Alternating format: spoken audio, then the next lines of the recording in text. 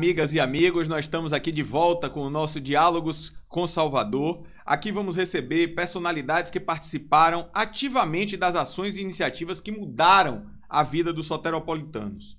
Quero dar as boas-vindas a todos vocês que estão nos acompanhando nesse momento pelas redes sociais, pelo YouTube, e dizer que é uma felicidade poder estar resgatando a história de Salvador e discutindo o seu futuro.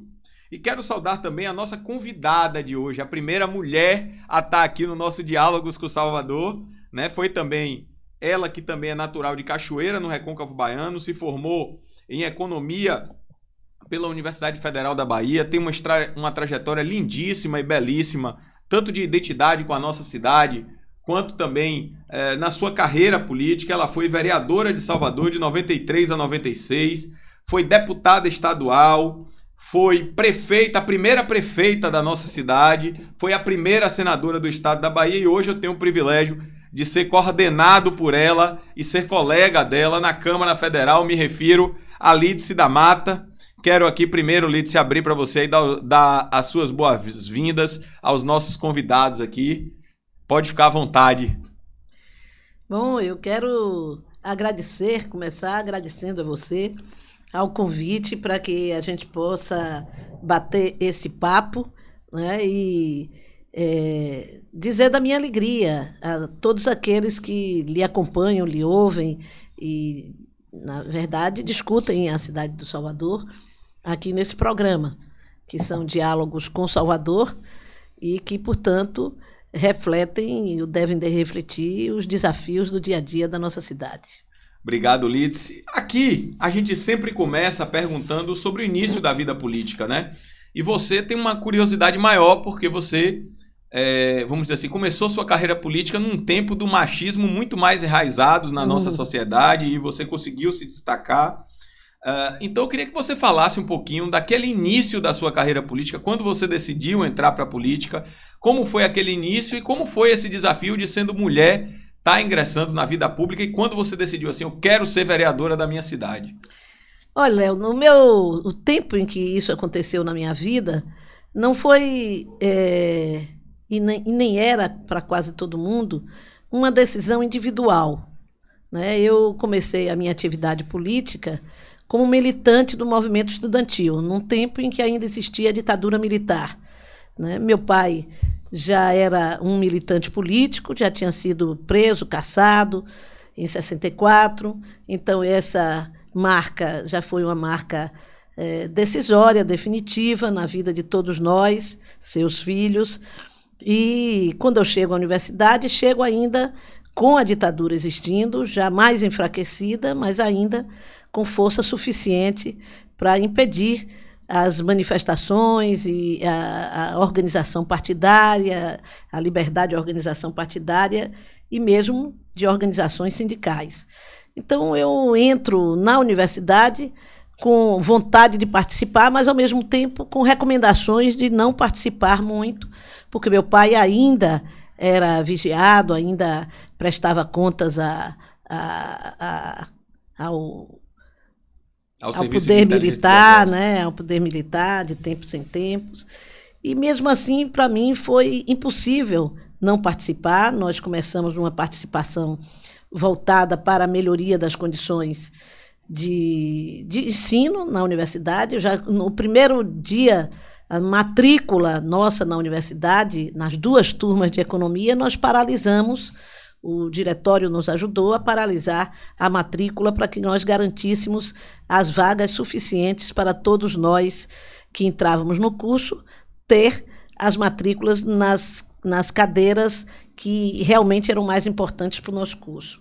A partir dali, não parei mais, né? Eu fui me consolidando na escola como liderança estudantil. Não era uma coisa nova na minha escola a participação das mulheres, é uma área de economia, de administração, das áreas de humanas, a presença da mulher é mais forte. Eu já tinha 2 ex-presidentes do diretório acadêmico, mulheres, Elza e Shirley, e eu fui provavelmente a terceira de lá da escola. Então, de lá, eu comecei uma militância, também a nível de universidade, entrei na chapa do DCE, tendo como presidente Javier Alfaia, e depois de Javier, fui a presidente do DCE. Aí sim, a primeira mulher em eleições diretas, ser eleita para o Diretório Central dos Estudantes da UFBA. A primeira mulher eleita foi Salete Silva. Eu não sabia. Foi Salete Silva, que é arquiteta, foi presidente do Diretório de Arquitetura da UFBA, e ainda num período que não havia eleição direta para as instituições da universidade, ela foi eleita no Conselho de Diretórios como presidente do DCE. Então, eu fui a primeira mulher a ser presidente do DCE, num momento de retomada, né, em 80, de retomada da luta política com mais força por liberdade. 79 já havia tido a anistia ampla geral, o retorno dos exilados políticos. Esse período todo eu participei na Escola de Economia. Em 79 também nós fizemos a reconstrução da UNE aqui na Bahia, e todo esse momento histórico fundamental para a reconquista da democracia no Brasil, eu tive a satisfação, a alegria de poder participar. E nesse processo, também o movimento de mulheres se organizava com muito vigor, né, a partir da Conferência Internacional da ONU, que acontece, se não me engano, em 75, indicando novos desafios para a incorporação da mulher nas atividades no mundo e a luta contra a discriminação. Nós retomamos assim com força também o movimento de mulheres. E aqui na Bahia, eu, como presidente do DCE, incorporei a participação na coordenação do movimento de mulheres da Bahia. Depois fui no MDB, quando saí da universidade, por isso que eu digo que não foi uma decisão minha, né? Quando, em 82, vem as eleições, a oposição no Brasil inteiro estava num nível de amadurecimento grande. Já tínhamos conquistado a anistia e era um momento de crescimento da onda contra a ditadura do ponto de vista do voto. O MDB, à época, já PMDB, porque já incorporando o PP da época, já tendo feito a fusão, nós tínhamos a expectativa de ganhar em quase todos os estados brasileiros. O que efetivamente aconteceu, o PMDB perdeu, acho que em 3 estados apenas, dentre eles a Bahia, e nós não tínhamos eleição direta para prefeito em 82. Mas em 82... Esse é um momento interessante. Como foi chegar à Câmara Municipal em 82, no momento em que você não tinha eleições para prefeito? Foi muito singular essa experiência, porque nós tivemos eleições para prefeito, vereador, prefeito, deputado estadual, governador e deputado federal. Não tínhamos eleição para prefeito nem para presidente da República. Então, era uma eleição grande, porém, não votávamos nos 2 cargos centrais para o Executivo, que era o presidente da República e o prefeito de capital e das áreas de segurança nacional.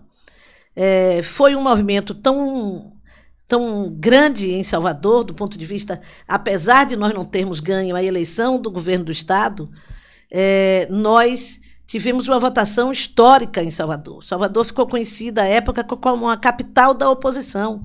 Nós elegemos 2/3 da Câmara Municipal na bancada do PMDB. 2/3.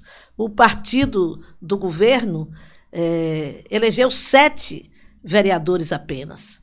Dá para lembrar assim, do nome da maioria deles, né? Osório Vilas Boas, Castelo Branco, Maltese Leone, dali do Cabula, Nezinho, tem mais 3 aí que eu esqueci agora, mas que são todos, Oswaldo, e um querido amigo até que me deu o título de cidadã de Salvador, que foi... E foi fácil a convivência com o prefeito? Foi. A convivência foi com o prefeito. O prefeito foi Manuel Castro, que foi indicado, né, mas foi escolhido justamente por ser uma pessoa que vinha de uma tradição de luta democrática. Foi um opositor à ditadura militar, foi o orador da turma de economia no golpe de 64, e pelo que se contava na escola, teria ficado em silêncio. Então, ele vinha de uma tradição de luta democrática, embora não estivesse. Nesse período, o governo da Bahia, os governadores, tinham como contratação dos técnicos mais destacados, mais estudiosos, justamente a esquerda, que saía da universidade formada, qualificada, e que era quem tinha interesse em ir para governo de Estado, para pensar a política pública. A direita geralmente ia para a iniciativa privada, principalmente na área de economia e de administração, que existia à época administração pública e administração de empresa. Então, muitos desses quadros, até se fazia uma brincadeira, se chamava a esquerda carlista, né? Alguns técnicos que tinham um posicionamento mais aberto, mais amplo, com um passado mais vinculado à luta democrática. Então, Salvador viveu um momento muito singular, porque durante o período da ditadura, nos últimos anos da ditadura, Salvador teve praticamente, nos 10 anos últimos, 10 prefeitos. Era um por ano. Não é? Aí dá para lembrar Jorge Agnes, dá para lembrar Mário Kertz, dá para lembrar o próprio professor Edivaldo Brito, o Wilson, e alguns outros, né, que passaram nesse período, né, e que, não conseguiam conviver com o conflito de uma grande cidade, sem ter contradições no poder, terminavam os governadores substituindo a sua presença à frente da prefeitura. Então, entra Manuel. Manuel prefeito nesse cenário, então, obrigatoriamente, ele tinha que conversar além da sua própria formação. Então, nós tínhamos 2/3 da Câmara, um prefeito não eleito, com 1/3 da Câmara. Momento Era rico. Um momento aliás, muito rico. Os momentos ricos na sua vida são muitos. Por isso que a gente vai resumir, por exemplo, em 86 você se elege logo estadual, 4 anos depois de se eleger vereador. Eu me elejo deputada federal constituinte, em 86. Deputada federal constituinte em 86. Como foi essa experiência, assim, de Foi muito boa, que aí eu quero destacar uma coisa, Léo. Nessa bancada, eleita em 82... que foi única, porque daquele momento histórico, havia uma presença da esquerda muito grande, dos segmentos de esquerda organizados dentro do MDB, o comitê de Marcelo Cordeiro, chamado Novos Tempos, o comitê de Domingos Leonelli, que chamava Comitê Conjunto, o comitê nosso, que tinha a presença do PCdoB, que era o comitê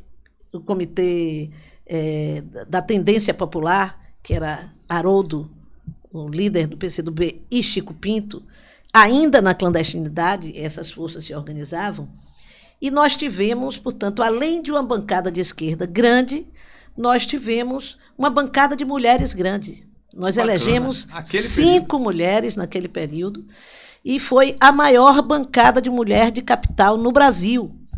Então, Salvador já lançava suas veias progressistas. Progressistas, democráticas. Nós tivemos uma expressiva votação nessa oposição, e éramos 5. Eliana Kertz, a mais votada, Jane Vasconcelos, a segunda, eu, a terceira, Amabília Almeida e Ana Coelho. Então, fomos das 5 mulheres, 4, pelo menos, com tradição política muito definida. A Amabília é uma senhora de 93 anos hoje, e que já vinha de uma tradição política muito intensa, né? Esposa de Luiz Contreras, que era um comunista conhecido em nosso estado. Então, foi um momento riquíssimo. Nós, por exemplo, fizemos a lei orgânica do município pela Câmara. Para quem não sabe, a lei orgânica é a Constituição do município. Isso é importante. Vereadora constituinte Foi uma iniciativa da Câmara que depois nós levamos para uma discussão com o prefeito, que aí a sancionou e incorporou. Na verdade, foi um intenso debate dentro da Câmara. Nós tivemos debates muito ricos sobre transparência, sobre do Executivo, sobre orçamento. Alguns vereadores se destacaram nisso, como é o atual cientista político Paulo Fábio, que foi vereador comigo. Então, nós tivemos toda essa riqueza. E, dentre essas discussões, estava a discussão da liberdade de eleger o prefeito de Salvador e de todas as capitais ou as cidades da região metropolitana. E foi nesse movimento que nós conquistamos, em 85, o direito de eleger prefeito de capital, um movimento grande, eleições diretas para prefeito já. E aí elegemos o primeiro prefeito de Salvador pós a ditadura, que foi Mário Kertz. Aí você, em 86, se elege deputada federal. Eu, em 85, ainda participei da campanha de Mário e era a líder do MDB. Ah, certo. Era a líder do MDB e durante em 86 o primeiro você ano se elege federal. Em 86 eu me elejo federal dentro de um movimento também nacional, que era um movimento constituinte para valer, tem que ter palavra de mulher. E essa Constituição elegeu 2 baianas. Volto a dizer que a Bahia não ficou para trás também nesse movimento, né? Nós elegemos 2 mulheres. Foi você e? Eu e a deputada estadual, à época, Abigail Feitosa, médica, também de esquerda, muito ligada ao movimento prestista em Salvador, e que tinha uma força significativa, tanto que se elegeu muito bem. Aí você participa da Constituinte de 88, que é uma marca para o nosso país, uma das grandes constituições com apenas do mundo. 30 anos de idade, e vivi esse momento realmente singular com o da Dr. vida Ulisses nacional, lá. com Ulisses, realmente muito gratificante. Eu tenho uma profunda admiração por Ulisses Guimarães, uma profunda. Aí você, em 1990, essa passagem agora, eu também não me recordava. A equipe que negociou. Em 1990 você foi candidata, eu era já há muito tempo. Em 1990 você foi candidata ao governo da Bahia. Fui. Aí é uma experiência maravilhosa.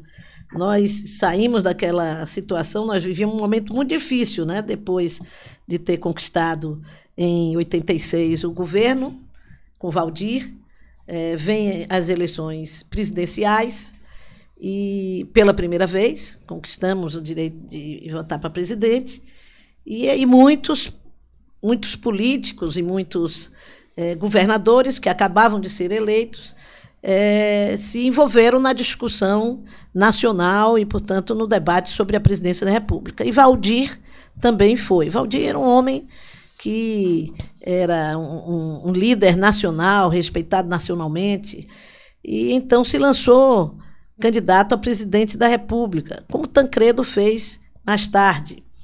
E nessa discussão da eleição de presidente da República, ele terminou tomando a decisão de renunciar ao governo da Bahia. Foi um momento muito difícil para todos para o povo da Bahia e para nós também, que o apoiamos.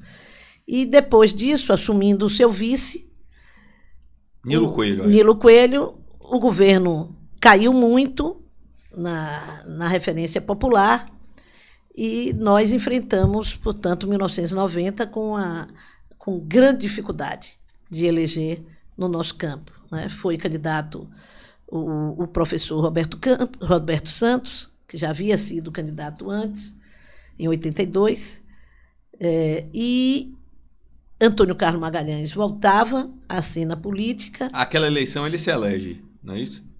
Antônio Carlos se elege por muito pouco, né? Nós, por 50 mil votos, não colocamos a eleição na Bahia no segundo turno. Nós tivemos o PT, o PDT não quis compor conosco por conta da coligação proporcional, não queria coligação proporcional. O PT também, no primeiro momento, não quis, lançou Zé Sérgio Gabrielli e não queria coligação proporcional. Como estava todo mundo embaixo, cada partido pensava em salvar a sua pele. Os nossos partidos eram muito pequenos, o PCdoB, o PCB, o PSB, então precisavam de unir-se. Então nós fizemos uma unidade, mas não tínhamos candidatura. Terminou que eu não seria mais candidata a deputada federal, porque nesse cenário novo dificilmente poderia o PCdoB eleger 2 na Bahia.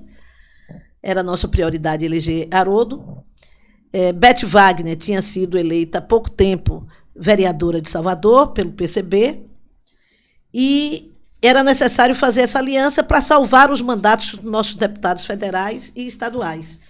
E aí, na última hora mesmo, todos esperando que a gente fosse apoiar o MDB e o doutor Roberto Santos, nós decidimos lançar uma candidatura própria, uma chapa de 3 mulheres para poder disputar aquele aí que momento. surge aquele trinca Lídice, Salete e Beth? Lídice, Salete e Beth. Beth pelo PCB, eu pelo PCdoB e Salete pelo PSB.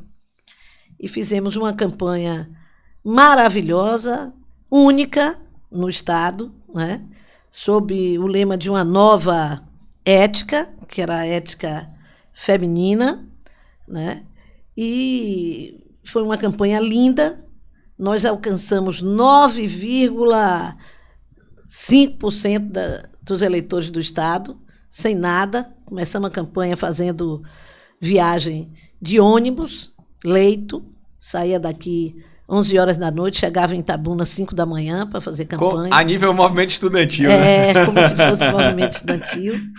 Era uma situação muito singular, porque nós chegávamos nos municípios para fazer a campanha, as pessoas não entendiam nada. Subia aqui no palanque 3 mulheres que ninguém conhecia. Acostumado com figura muito masculina, principalmente masculinas, interior, né? e éramos todas jovens, né? Em tese, eu tinha 32 anos, 34 anos, e todas jovens e desconhecidas da política. Da política tradicional, eu era uma deputada federal, a primeira vez tinha sido vereadora de Salvador e deputada federal, então o Estado não me conhecia.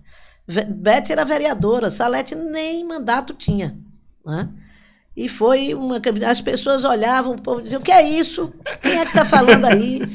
E a gente correndo os estados. E aí, coragem. E fizemos um belíssimo programa de TV, pequeno, mas muito bem feito, com a Engenho Novo, e conseguimos, portanto, chegar nesse patamar. Uma ajuda final que nós precisávamos para fazer uma boca de urna, que não tivemos, senão a história da Bahia tinha sido outra, nós teríamos levado o segundo turno e Antônio Carlos Magalhães não teria voltado ao poder na Bahia. Aí aquela eleição, vocês fazem essa campanha bonita, chegam a quase 10%. Como é que surge o processo, e aí já vindo da sua carreira e juntando com a nossa, mais uma vez reencontrando a nossa cidade? Você não ganha a eleição de 1990, como é que surge, como você disse, coletivamente a sua candidatura em 92 para prefeita de Salvador? Aí nós saímos dessa campanha com 17% da votação de Salvador. Portanto, quase 20% da cidade votou conosco para governo da Bahia. Né? Numa eleição polarizada entre o retorno de Antônio Carlos Magalhães e do professor Roberto Santos, que unia a base, digamos, da oposição tradicional na Bahia, do MDB, do PMDB. Então, essa votação que nos lançou como novidade no Estado e na cidade do Salvador, levou a que nós achássemos que era possível ir para cima, ganhar a eleição, e mais do que ganhar, naquele momento nós pensávamos principalmente em demarcar o surgimento de uma nova esquerda em Salvador, de uma nova oposição em Salvador, já que era um momento em que havia um desgaste da figura daquele que tinha sido o nosso principal líder no processo de redemocratização, mesmo quando estava fora do país, mas depois que voltou para o país, que era Valdir Pires, né? Então, nós surgimos, e aí como as coisas mudam rapidamente, né, nós iniciamos a nossa campanha com 3% de Você começou atrás, né, de 92? Muito atrás, começamos com 3%. Porque uma coisa era a eleição do governo do Estado, outra coisa era a prefeitura, né? A chapa demorou de se montar também. Nós fomos juntando partido a partido, acho que foram 12 partidos, se não me engano. O último a vir foi o PDT, que foi o último apoio que nós conseguimos, que foi o de Valdir. Né? Valdir tinha lançado o nome de Sérgio Galdense para ser candidato ao governo, a prefeito, mas, na verdade, com a intenção de interferir mesmo na formação da chapa nossa, né? Ele queria ver repetida a chapa de 90, que era Lide Salete Bete, e tinha como candidata a vice Bete, que foi a negociação central que aconteceu por fim, e então nós fomos à votação. Repetia-se a disputa com Manuel, né, o governo. Naquela de 92, o candidato do foi Calixto Manuel Manuel Castro. Castro. Foi Manuel Castro, exatamente pela capacidade de Manuel de falar para o nosso campo, digamos assim. Ele retoma nessa eleição. Ele vem retomando nessa eleição, né? Então, nós saímos de 85 com Mário. Depois de Mário veio Fernando José, e aí nós tínhamos uma cidade bastante depauperada, uma administração que foi muito criticada, que foi a administração de Fernando José. Veja como a política muda assim rapidamente. Em 88, nós saímos da Constituinte com muitas vitórias no campo do centro-esquerda, né? Uma Constituição democrática, avançada, mundialmente reconhecida, mas com o campo da esquerda sendo derrotados em todas as campanhas municipais, porque nós nos afastamos muito da base. Enquanto a gente estava fazendo a Constituição boa, a direita voltava para as cidades, estava presente, etc. Em 88, nós perdemos de longe a eleição de Salvador, com a candidatura de Fernando José no MDB, com apoio daquele que tinha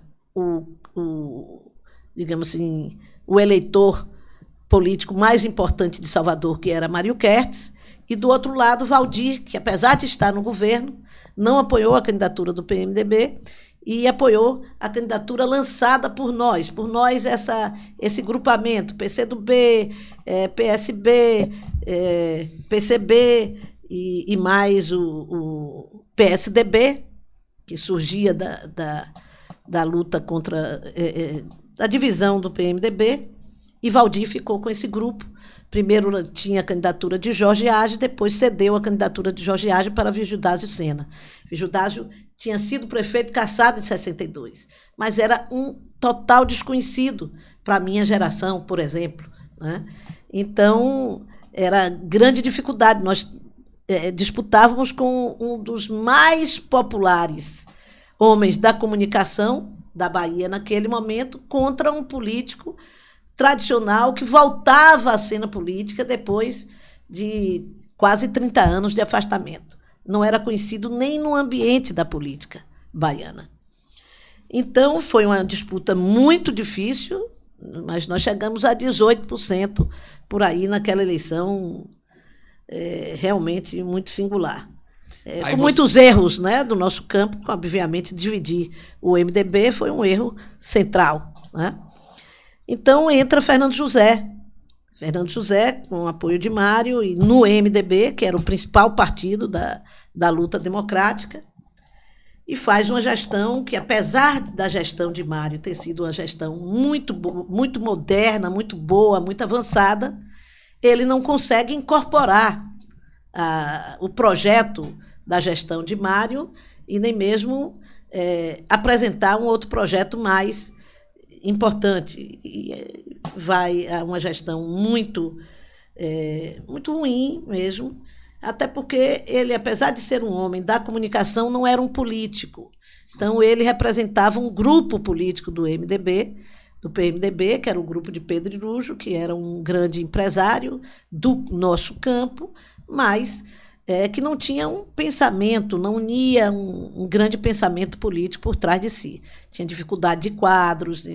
E o pessoal de Mário, digamos assim, a equipe de Mário, não foi incorporada a esse projeto. Então, ele não vai adiante, termina até Mário rompendo no final, se afastando.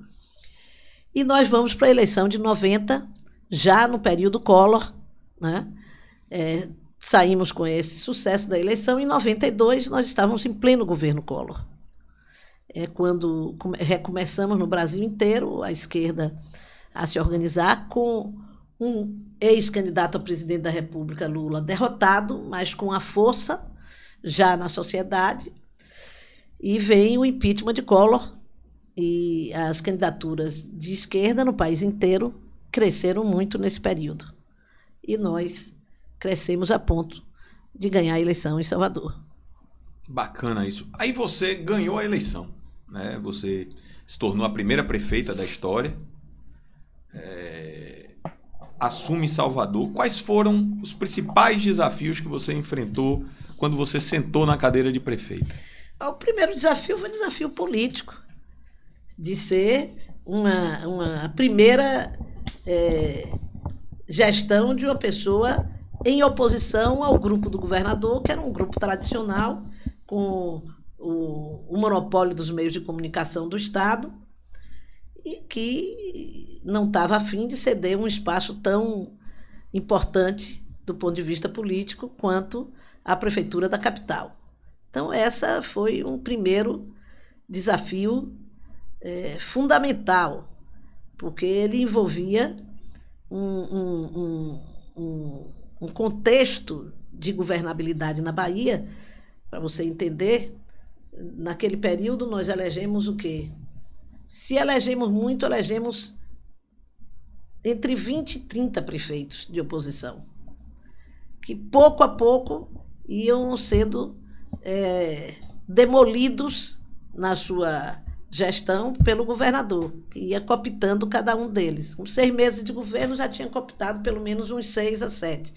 E até o final do ano ele cooptou mais da metade, usando os instrumentos que ele tinha à época, de um poder muito centralizado, autoritário, e com os instrumentos do Tribunal de Contas, instrumentos do Tribunal de Justiça, que eram todos muito... Estou tentando diminuir o peso, mas muito servis ao governo do Estado, indo de forma direta. E o outro era a gestão da cidade com as características que ela tinha, uma cidade pobre, não é? Naquele tempo não tínhamos Fundeb, o Fundef, que veio a ter já com Fernando Henrique, não tínhamos os recursos de saúde, não tínhamos as transferências constitucionais que permitiam com que o governo tivesse um pouco mais de autonomia de governabilidade. Veio hoje Salvador hoje tem quase 50%, não chega a ser 50%, mas tem mais ou menos 46%, 47%, 48% de receita própria. Não era a realidade daquele período, né? A prefeitura era muito dependente dos recursos federais e estaduais. Recursos federais, nós tínhamos a simpatia do governo federal, porque tinha acabado de sair o presidente Collor, e tínhamos o presidente Itamar Franco, que foi a única força de apoio que tivemos para realizar obras importantes na cidade do Salvador, que realizamos de fato, né? Com toda essa dificuldade, nós fizemos a primeira grande intervenção. É isso que eu ia perguntar. Quais foram as maiores conquistas da sua gestão que você considera? Nós fizemos a primeira grande reforma da antiga...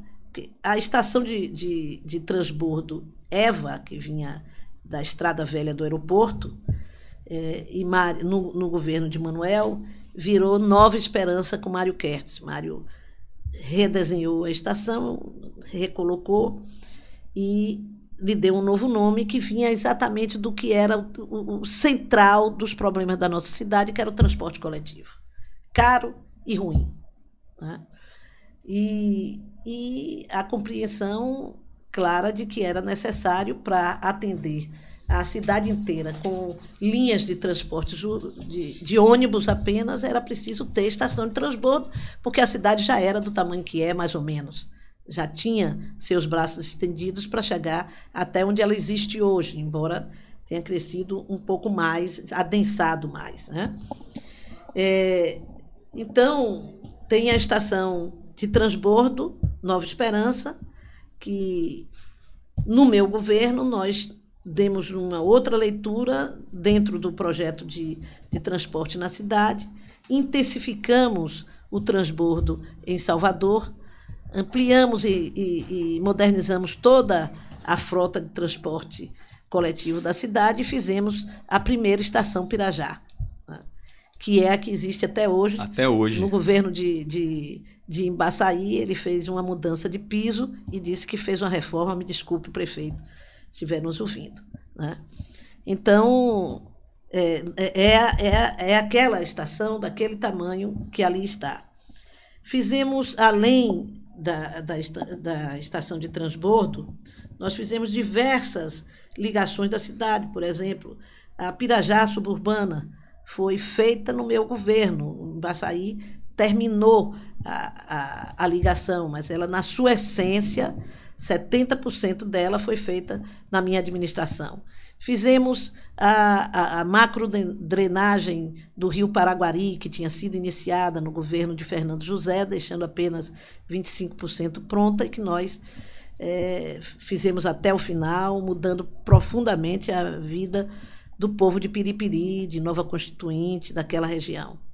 Fizemos obras viárias grandes no subúrbio, em Paripe, em Cotos. Mudamos totalmente, você que foi secretário de Saúde do município de Salvador, nós preparamos o município de Salvador para a municipalização da saúde, né? Aquele período já tinha essa discussão da municipalização da saúde? Já tinha, nós preparamos, foi secretário, meu secretário de... Quem foi seu secretário de saúde? Saúde foi o doutor Eduardo Mota, atual um dos principais professores do Instituto de Saúde Coletiva, epidemiologista, e que fez um trabalho espetacular. Nunca tinha frequentado um sindicato de médico ou de qualquer outra ação política. Era um técnico, mas com a capacidade de pensar a política pública extraordinária e de fazer a política pública. Um grande gestor que até hoje presta serviços na Universidade Federal da Bahia. Até a gestão passada ele era o chefe do planejamento, do orçamento da UFBA, né? E até hoje continua lá na administração, junto com Miguel. Nós, por exemplo, construímos o centro de zoonose, foi projeto do meu governo, terminado no governo de Embaçaí. Para quem não sabe, eu quero até lhe fazer uma parte, eu não sabia disso, o centro de zoonose é um equipamento importantíssimo para a nossa cidade. É quem cuida, por exemplo, do combate às arboviroses, que está tão alta agora, dengue, zika, chikungunya. Nós zeramos a raiva animal em Salvador naquele período. Ia falar isso, dos animais também. Nós fizemos campanhas na área da vigilância sanitária. Nós enfrentamos, naquela época, também epidemias importantes, que eram todas feitas com campanhas muito mobilizadoras da cidade. Mobilizávamos os centros, os terreiros de candomblé, os templos evangélicos, as igrejas católicas, todas envolvidas na vacinação infantil, na vacinação de animal. Nós conseguimos fazer uma rede de apoio à saúde pública no município muito grande, né? Nós fizemos um primeiro grande debate sobre a desigualdade social de Salvador. Era isso que eu ia lhe perguntar. Eu ia lhe perguntar agora, que você tem uma profunda, e aí, conhecendo a sua história e convivendo com você, uma profunda ligação com a área social. O que na sua gestão você destacaria na área social e na área do idoso também, né? Que você tem um trabalho bonito na Câmara Federal. Olha, nessas duas áreas nós fizemos duas políticas públicas centrais, que foi a Fundação Cidade Mãe, né? Isso é muito importante. E quando eu assumi a prefeitura, Léo, a cidade de Salvador vivia, como todas as capitais brasileiras, grandes capitais, São Paulo, Rio de Janeiro, vivia com o fenômeno das crianças de rua. Chegou a haver um movimento grande envolvendo os empresários da cidade, associação comercial, etc., chamado Cidade é Nossa, conduzido pelo jornal A Tarde, liderado pelo jornalista Samuel Celestino, que era A Cidade é Nossa, que discutia justamente políticas públicas de combate, por exemplo, à presença da pobreza infantil nas ruas de Salvador, né? E quando eu estava no meu primeiro ano de governo, aconteceu aquele grande problema que foram os assassinatos da Candelária, no Rio de Janeiro, onde se matou 9 crianças de rua. E nós fizemos um grande ato público, com a participação e culto ecumênico, com a participação das principais religiões da nossa cidade, e assumimos o compromisso de adotar uma política pública inédita em Salvador, que fosse capaz de dar conta da situação das crianças de rua, que era um flagelo no país inteiro. E criamos a Fundação Cidade Mãe. A Fundação Cidade Mãe, que até hoje existe, mas com função já diferenciada, que constava dos abrigos de rua para uma casa de passagem para meninos e meninas, 2 abrigos de rua para aqueles que estavam nas ruas, e de uma política pública estruturada nos bairros populares de ocupação das crianças no contraturno da escola, que foi a Fundação Cidade Mãe, propriamente dito, com suas empresas educativas, que não apenas davam formação educacional, ou seja, fazia qualificação para jovens, adolescentes, na verdade para adolescentes, porque era de 14 até 17 anos, como indica o Estatuto da Criança e do Adolescente, e de 7 a 14, né, na educação de criança. E a Fundação Cidade Mãe não fazia apenas isso. A Fundação Cidade Mãe também mantinha os conselhos comunitários, onde os pais e representantes de alunos decidiam o que fazer em cada unidade, ou seja, que cursos iriam acontecer em cada unidade, que debate iria ser levado, que ação da saúde seria levada para dentro do Cidade Mãe e assim por diante. Essa foi uma experiência que eu tenho convicção, que marcou... Esses debates populares e escuta popular, você diria que a sua gestão foi inovadora nessa questão da escuta popular? Nós fizemos o primeiro orçamento participativo da cidade de Salvador, que era uma experiência de algumas cidades do MDB histórico, do sul do país, e que foi transformado com o nome de orçamento participativo numa marca das administrações do PT, principalmente no Espírito Santo e em Porto Alegre, em Vitória e em Porto Alegre, que foram uma das 2 primeiras capitais a serem dirigidas pelo PT no Brasil. E nós tivemos uma experiência larga no orçamento participativo, era um momento de mobilização muito intensa da cidade para a discussão do orçamento. Quando nós saímos da prefeitura, a Câmara, então, assumiu esse papel. E o orçamento era levado pela Comissão de Finanças da Câmara com essa experiência do orçamento participativo. Realmente porque as pessoas, passou a ser exigência hoje é exigência no Estatuto da Câmara. Porque as pessoas se acostumaram a ter o debate. Elas não quiseram sair daquela experiência de participar. E hoje os líderes que a gente chama de líderes comunitários hoje exigem, inclusive vão na Câmara pressionar.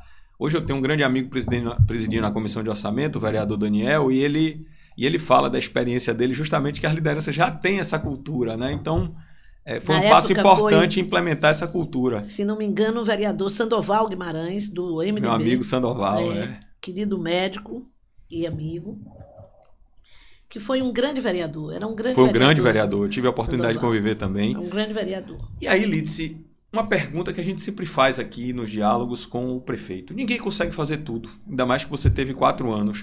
Nesses seus 4 anos, o que você gostaria, o que você sonhou e não conseguiu realizar para a nossa cidade? Deixa eu te dizer, só mais algumas coisas. Naquele período também nós fizemos um largo investimento nas encostas de Salvador.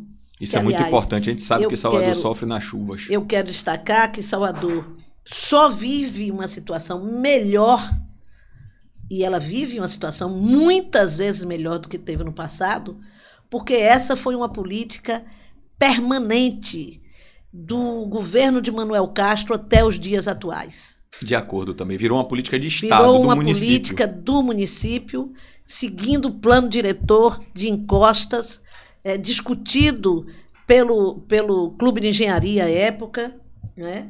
Depois CREA, depois toda a participação. Nós tivemos uma experiência também, Léo, importante com o que você falou, com a participação popular, com os conselhos. Nós tivemos conselhos de tudo, conselho de criança, conselho de idoso, conselho de pessoas com deficiência, todos elaborando. E todos estão em funcionamento até hoje. Conselho da Mulher, que foi criada no governo de Mário, mas só funcionou, de fato, como elaborador de política, de fiscalizador de política pública na minha gestão. E no conselho, um conselho especial que depois foi desfeito, que foi o Conselho da Defesa Civil. Nós tínhamos um Conselho da Defesa Civil na cidade, que convocávamos para debater esta situação de emergência da cidade de Salvador, quando aconteciam as chuvas, né? Uma vez chegamos a convocar todos os engenheiros que estavam à disposição Todos os engenheiros da cidade? Da prefeitura, certo. Arquitetos e engenheiros postos à disposição da Codesal, assim como o Clube de Engenharia, o Sindicato de Engenheiros, colocou os seus engenheiros à disposição da cidade. Tivemos uma luta grande, que eu esqueci de falar, que era a característica de Salvador. Salvador, além de ser uma das cidades mais endividadas do país, ela vivia um processo de sequestro dos seus recursos, que tinha sido resultante de um acordo inconstitucional feito pela administração anterior, que pagava as dívidas da prefeitura com um aro, que é o adiantamento da receita orçamentária, né? Elas eram sequestradas assim que entrava a receita do município, de IPTU, de ISS, no dia exato, os bancos entravam e sequestravam no banco.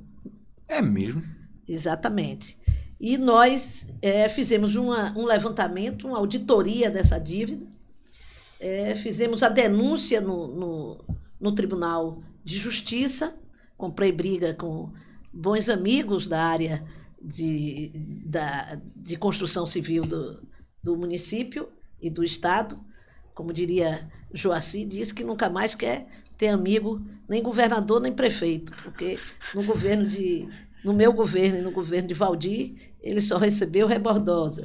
Era uma brincadeira, mas era o que ele dizia à época, brincando. Mas era isso, essa era uma inaceitável, esse processo que foi constituído contra a cidade.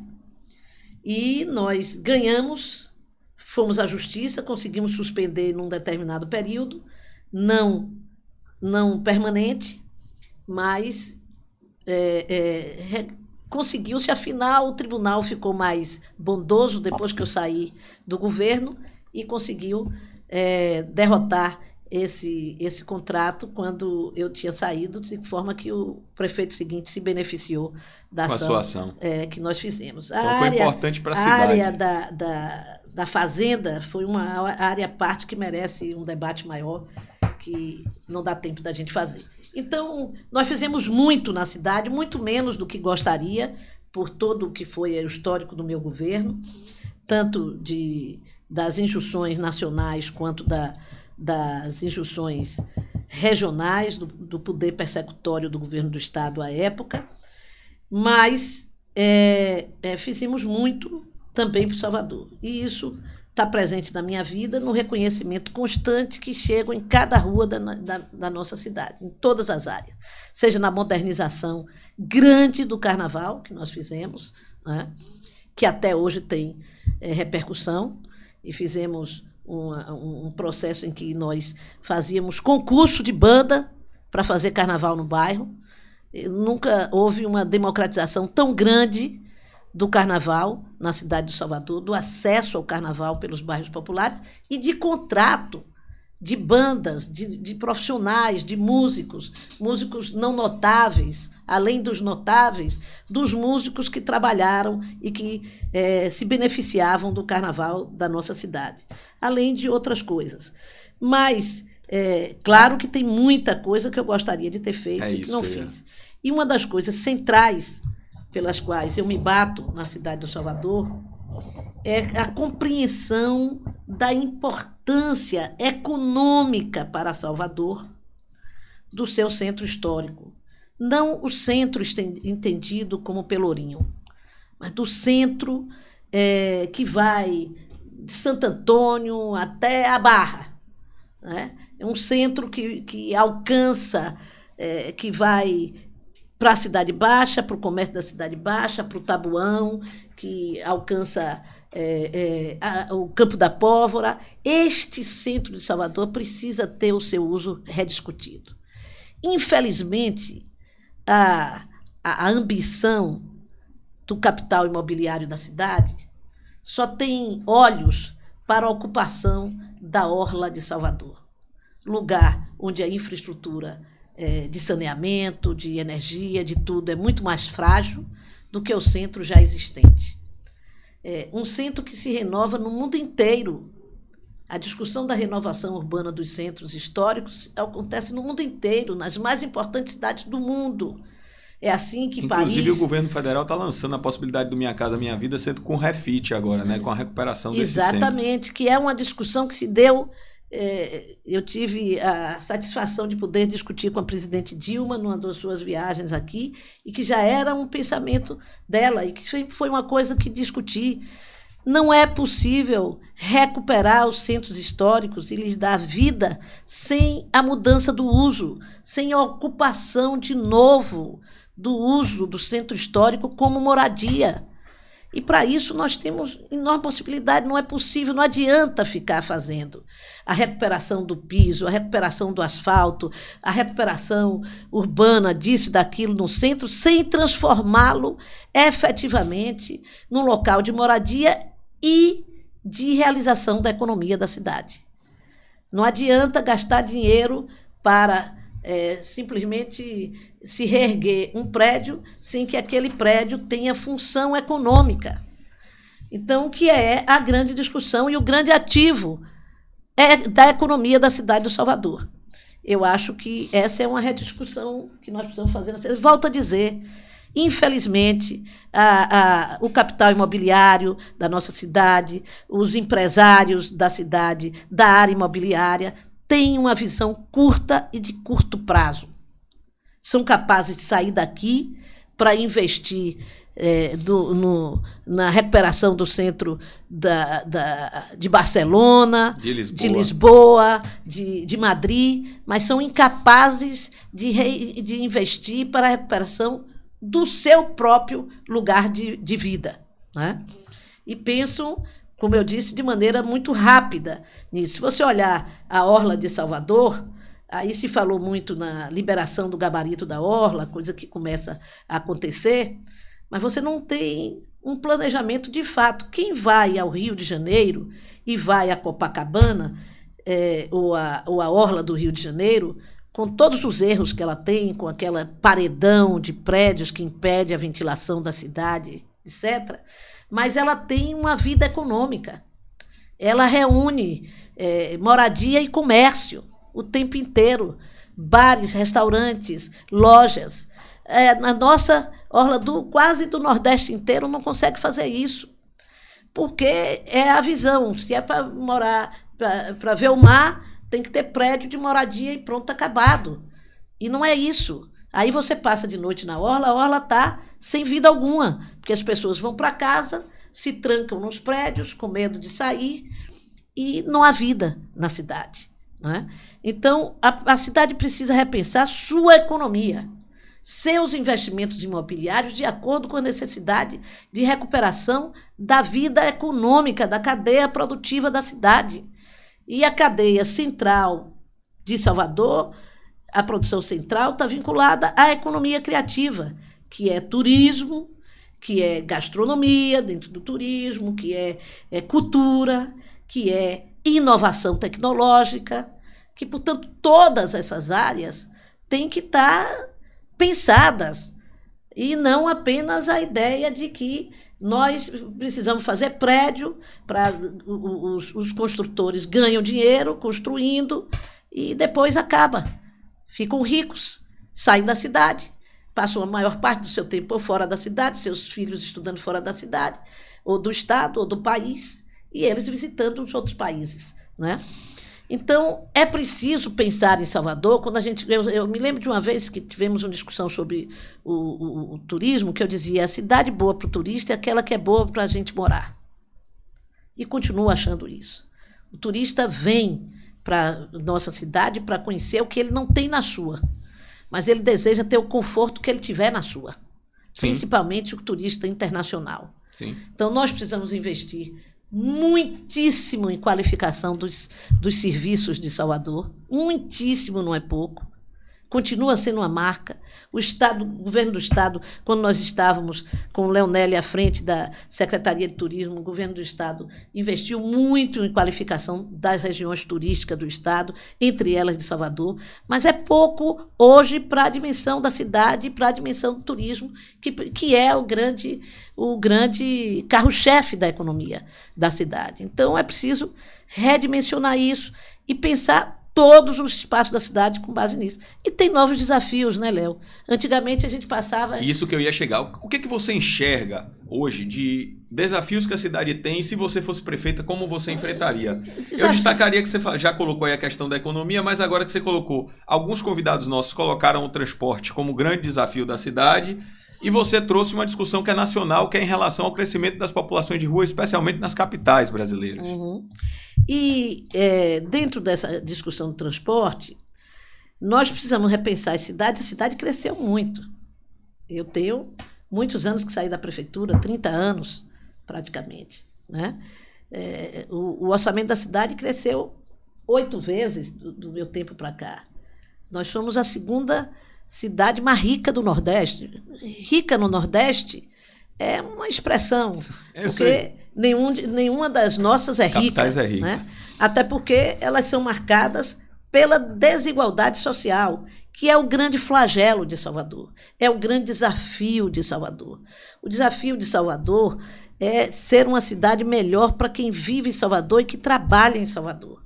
Nós não melhoramos muito com o transporte, melhoramos muito com o nosso metrô, que hoje é um metrô modelo no país, dos melhores, dos mais limpos, dos maiores, dos que ligam, embora ele precise crescer, se desenvolver. Sei que no governo de Rui Costa havia a ideia de estendê-lo até o Campo Grande e alcançar até a Barra, além de ir para o lado mais popular. Águas Claras, lá na Cajazeira. Águas Claras, na Cajazeira. Nós já chegamos, né, agora com a nova rodoviária. Tudo isso é um novo modelo de cidade, melhor, mais integrado. Acho que é importante essa questão da rodoviária, porque a rodoviária foi usada como, e você participou desse processo, como polo de atração de um vetor de crescimento, que funcionou ali. O governo levando, eu considero um acerto, para ali, para a região de Águas Claras, criar um novo vetor de crescimento para a cidade. Claro.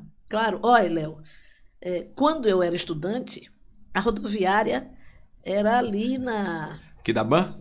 Antes, um pouco... Onde é, meu Deus? Ali... Nas Sete Portas. Nas Sete Portas. Eu descia do Central a pé para chegar nas Sete Portas e pegar o ônibus para Lagoinhas.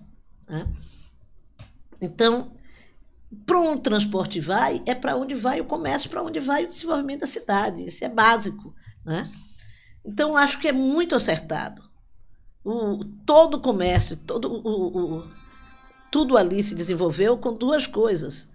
A rodoviária e o Iguatemi. Sim, verdade. Que surge dali. O povo vinha do interior, parava na rodoviária, atravessava a rua para ir para o shopping comprar para levar para o interior. Né? Então, é essa ligação do comércio de Salvador com o seu entorno. Né? Um ativo que nós temos, extraordinária, a Baía de Todos os Santos. precisa ser Sim, incorporada à economia da cidade. Verdade. Bahia de Todos os Santos, do Recôncavo inteiro. Verdade. Mas em especial para nós. Você é a primeira que está falando, inclusive, da Bahia. É por isso que nós conseguimos romper, quebrar o desafio com o governador Antônio Carlos e conseguir liberar a Marina, que está ali instalada na Marina do Contorno, né? Que foi instalada no meu governo contra a posição do governo do Estado à época, né? Então, voltando aqui a essa questão do transporte. O transporte, ele evoluiu muito e ele precisa evoluir mais, né? As linhas aí, de ligação com o metrô, para que ele ganhe. Nós temos um metrô que, enquanto em outras cidades do mundo ele é num formato de uma coluna, como é o nosso esqueleto, né? Uma coluna cervical no meio com as transversais, né? Nós não temos transversal. Isso nós vamos ter que alcançar em algum tempo. Nós estamos trabalhando sempre na direção de crescer, na direção reta, né? De crescer Mas isso já é importante. Nós precisamos retomar esse investimento dentro da cidade de Salvador, fazer o transporte do subúrbio, né? O VLT do subúrbio, ele precisa voltar a ser projeto no governo do Estado. Sim. A retomada desse projeto é fundamental para a cidade de Salvador, né? Assim como a nossa ligação com a região metropolitana, que eu vejo e sempre vi como região metropolitana de Salvador, o Recôncavo até Cachoeira. Pelo menos isso, até Cachoeira, que são ligações fundamentais para o nosso desenvolvimento. Acho ótimo que Camaçari cresça e segure o crescimento, digamos assim, sem regra, da população de Salvador. Aliás, eu quero dar um destaque aqui, aproveitando saindo um pouco de Salvador, e dizer aí a toda a população e fazer um reconhecimento do seu trabalho em defesa da emenda que garante, agora o Senado está repondo, que garante os incentivos fiscais, que garante, desculpe a redundância, que garante a fábrica aqui na Bahia. Então, você foi uma grande guerreira naquela questão lá na Câmara Federal, me refiro à BID. Sim. E tenho que trazer esse reconhecimento aqui de público pelo seu trabalho. Que nós temos, Léo, uma das poucas regiões metropolitanas do Brasil que as cidades do entorno são cidades pequenas. Se você for olhar em Pernambuco, Recife tem 5 ou 6 cidades que têm segundo turno. E é um estado com um número de cidades menores que o nosso. Território menor do que o nosso. Sobre isso. Minas Gerais, o Belo Horizonte, São Paulo, Rio de Janeiro nem falar, que é quase o estado inteiro, né? Então, nós temos uma grande cidade com pequenas cidades no entorno. A maior de todas é Camaçari, que é onde pode ali se concentrar investimentos em saúde, em educação e em cultura, que possa fazer com que Salvador não se transforme numa cidade com uma superpopulação e uma degradação grande dos seus serviços e da sua qualidade de vida. Então, eu sempre defendi que a gente não se transformasse... Olhasse por uma região como um todo para olhar o desenvolvimento. É uma boa reflexão. Exatamente. Então, voltando para o transporte, eu acho, portanto, que fazer um transporte de qualidade e barato, que o povo tem acesso, é fundamental. Agora, para isso, nós precisamos pensar uma outra coisa, que é a regionalização do crescimento da cidade. Nós temos bairros, eu brigo, inclusive, no governo, às vezes você faz uma escola, e quando você chega lá na escola, aquele investimento enorme na escola, a população dali está atendida, de estudantes, etc., você vai olhar quem trabalha na escola. A escola é em Cajazeiras, a pessoa trabalha no subúrbio, o outro trabalha ou mora na Liberdade, o outro mora... A gente não consegue regionalizar. Essa foi uma boa reflexão. Cidade. Aliás, esse último plano diretor tem essa tentativa, mas ainda também não conseguiu. Eu tive a honra de ser o relator, mas algumas visões do que você trouxe aí é a visão, inclusive, que foi trazida, que é do comércio, você não ter que se deslocar como era zona comercial e zona de moradia, você ter tudo próximo para você melhorar o transporte, e melhorar a qualidade de vida das pessoas. As pessoas trabalharem. É uma discussão que nós estamos tendo lá no polo têxtil da Cidade Baixa do Uruguai, ali, aquele arranjo produtivo local que eu tenho colocados em emendas e buscado ajudar os companheiros ali, que eles têm feito um trabalho muito interessante na seleção de mão de obra. Eles buscam selecionar mão de obra da região, porque facilita em tudo para eles, além de diminuir o custo da empresa, mas facilita. O trabalhador chega mais rápido no trabalho e volta mais rápido para casa, porque está na mesma região. Nós podemos pensar em investimentos regionais, a indução de investimentos através do governo municipal em determinadas regiões que busque cumprir essa função. Sim. Para que a gente não tenha essa loucura que é feita aqui, que, aliás, não é só em Salvador, é uma cultura baiana, mas brasileira também. Eu tenho uma sobrinha que mora fora do país, ela levou 6 meses sem conseguir, no início, quando ela teve logo bebê e começou a menina a ir para a creche pública, claro, ela levou uns 6 meses sem poder colocar a menina na escola ou na creche, porque não tinha creche, vaga de creche, na região que ela morava. Então, a escola é regional. Você dificilmente consegue matricular uma criança numa escola que mora numa região o oposto da escola de onde ela mora. Não é a nossa tradição, nós somos uma cidade maluca. Um mora de um lado, um mora do outro, trabalha do outro. Quando a lógica das nossas cidades, como você falou, é regionalizar. É essa. E se eu pudesse voltar atrás, eu tinha feito uma outra organização do centro histórico. O nosso centro se acabou quando foi feito o centro administrativo, né? Embora não tenha sido essa a intenção, eu sempre, quando um prefeito me diz, Léo, que vai fazer o centro administrativo na sua cidade, eu digo, pense bem, veja para onde é que vai. Porque quando você tira o centro administrativo do centro da cidade, você tira a prefeitura, a Câmara de Vereadores, eu não sei o quê, pererê, você mata aquele centro, que foi o que aconteceu em Salvador, né?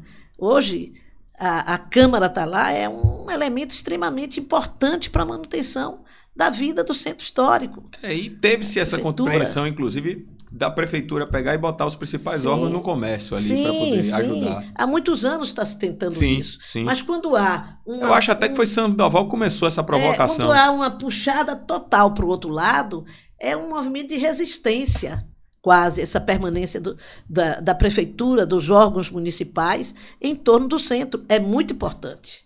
É muito importante. E é importante que a gente consiga trazer mais coisas, principalmente moradia. Eu também acho. Principalmente moradia. Não quero pegar um prédio daquele lá da Cidade Baixa, do comércio da Cidade Baixa, em condições, tem água, tem energia. Tem uma infraestrutura, né, já montada há tempos. Tem agora aquela logística. Reforma do Porto, ficou bonita. Pois é. Você mora bem. Você pega ali e fazer Aliás, eu acho a orla mais bonita, aquela orla que você vai até o subúrbio ferroviário, é a orla mais bonita. É a orla típica da nossa cidade. É diferente de todo o resto do país, que é a orla da Bahia. Pois bem, Lídice, eu quero, mais uma vez, fazer aqui um reconhecimento de público da sua grande trajetória. Independente de posições partidárias, ideológicas, você construiu uma carreira belíssima com a nossa cidade, de identidade, é uma das maiores lideranças da história da nossa cidade, sem sombra de dúvidas alguma. E eu quero dar um testemunho também como deputado federal agora, como seu colega e seu liderado, porque você é coordenador da nossa bancada. Uma das pessoas mais... É um certo exagero. Uma das pessoas mais generosas e que sempre tem... um tempo para lhe ouvir, para ajudar, sempre está buscando ajudar os colegas lá, orientar. Eu estou nos meus primeiros 6 meses orientar, então tenho aprendido muito com você. Queria abrir aí para suas considerações finais, mais uma vez agradecendo a você pela sua trajetória, de estar nos dando um pouquinho do seu tempo aí, que eu sei que é precioso e que é, vamos dizer assim, é turbulento e agitado. Eu que agradeço, Léo. Quero pedir desculpas, que termina de vez em quando que o Salvador me entusiasma, eu começo a falar, me perco um pouco. Mas esse é um debate que eu sempre gostei muito, que é o de desenvolvimento urbano das cidades, e, em especial, o Salvador me movimenta. Dizer que estou à disposição sua e que nós precisamos fazer. Eu tenho defendido sempre, você vai viver a nossa primeira definição de emenda de bancada. Nós sempre temos reservado emenda para Salvador, como capital do Estado, para a região metropolitana, por essa intervenção indispensável, independente de quem seja prefeito, né? É fundamental. Salvador é a capital do Estado da Bahia. Portanto, ela tem que ter capacidade de atender aqueles que moram nela e a toda a Bahia, e a todo o Estado da Bahia, que precisam dos seus serviços, por mais que nós precisemos que esses serviços sejam descentralizados. E ela precisa ser capaz de ter dinheiro suficiente para que o conjunto da população ganhe dinheiro, né? Então, a desigualdade de Salvador é o nosso principal desafio. Nós temos que criar, nesse momento de novidade, de inteligência artificial, de novas tecnologias, nós temos que ser capazes de gerar emprego e renda, principalmente, para todo o povo da cidade. Quero lhe agradecer por sua visão. E alô, galera, eu queria também aqui, né, tá aqui o nosso Gabriel, que é assessor de comunicação da nossa Lídice, então queria convidar você a seguir a Lídice nas redes sociais, no Instagram, Facebook e Twitter, @Lídice da Mata, se liga aí, dos nossos diálogos, mais uma vez agradecendo a disponibilidade aí da deputada federal Lídice da Mata, ex-prefeita da nossa cidade, e se liga que esses diálogos continuam para você refletir sobre o futuro da nossa cidade e a cidade que você quer para o seu futuro. Obrigado, gente. Até a próxima.